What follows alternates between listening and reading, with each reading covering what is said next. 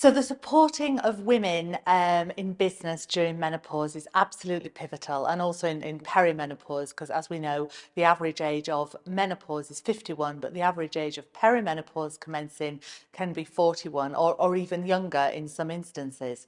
So to lose that talent from both business and from the economy would be really difficult for a business to bear, not just from an economic perspective, but from an experience. And in my experience, it's about the mentorship that they provide to younger women coming through an organisation. In the organisation that I work for, we've got 5 generations in the workplace at the moment.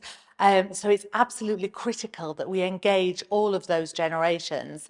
And that's why the broadening out of the conversation from just about menopause to include perimenopause, period management in the workplace, fertility, endometriosis, those broader life conversations that women face throughout their career. It's critical that they feel valued, supported, their colleagues feel educated right from them joining an organisation, because menopause should not be an opportunity for women to feel that they have to step back, step down or step out of their career altogether because they bring so much value to an organisation. Women over 50 will soon be they are the fastest growing demographic in the workplace, which is really exciting, but it's important that organisations see the value that they bring. The other challenge that we find is that from a younger female perspective, if you can't see it, you can't be it. So if you no longer see those role models, you don't feel that you are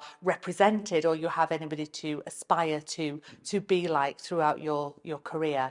And certainly from an economic perspective, where a personal economic perspective for a woman as well, if you take a step back from your career or move into part-time work or a lesser paid job, the impact on your personal finances, your pension is prolific, and also that is still relevant in the wider economy, and your longer term economic future from a pension perspective.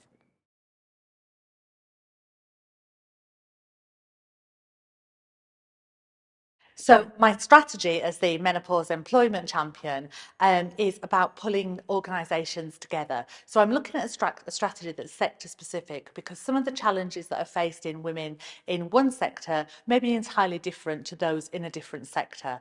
So we are looking at working groups led by the sector bodies in those specific sectors to pull together employers that are doing really great stuff in this area. So really supporting their employees through best practice, etc., different strategies. It could be that they have menopause champions. It could be that they have menopause cafes. They've got really prolific management training, colleague training, etc. So I'm pulling together working groups that will focus on 2 different areas, and that is the sharing of best practice. Particularly because there are 99% of organisations are SMEs. 3/5 of the workforce work for SMEs. So that good work that's happening within sectors, within large employers, needs to be disseminated to support people who work in small and medium enterprise environments. The second thing that those groups will do is create an allyship programme. So I feel that it's really important that women who don't work in large employers, and this has come from experience that I've had talking to women, they feel they don't have anybody to talk to necessarily in a smaller working environment. So there will be a national allyship programme where somebody can reach out and speak to somebody, not in their organisation, but within their sector, so they can support them and talk to them and just broaden out that conversation, because that feeling of isolation can make the experience of menopause all the more difficult to bear.